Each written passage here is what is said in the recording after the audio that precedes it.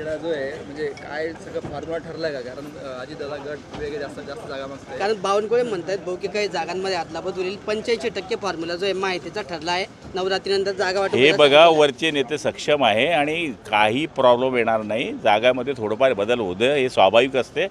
त्यामुळे निश्चितपणाने तिघजण अनुभवी नेते आहे, बऱ्याच विधानसभा लढलेले लोक आहेत. त्यामुळे निश्चितपणाने त्याच्यावर तोडगा निघेल. हो छगन भुजबळ यांना धमकीचे फोन आणि मेसेज येत आहेत. त्यांनी स्वतः माहिती दिली या संदर्भात. तिसऱ्यांदा अशी घटना घडलेली आहे.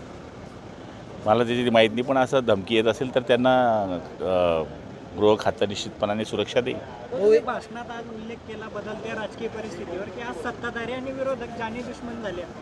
पूर्वीची जर परिस्थिती पाहिली तुम्ही उदाहरणही दिलं आमदार गोरंट्याल यांचं, काय तुम्हाला सांगायचं होतं? हे बघा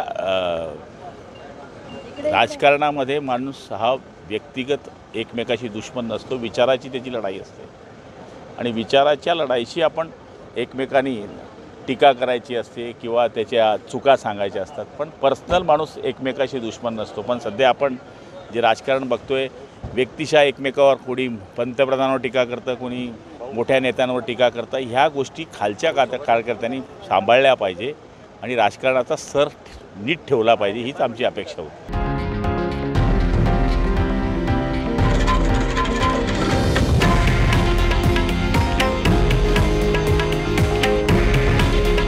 हे आहे देशातील नंबर 1 न्यूज नेटवर्क आणि आपण पाहत आहात TV9 मराठी.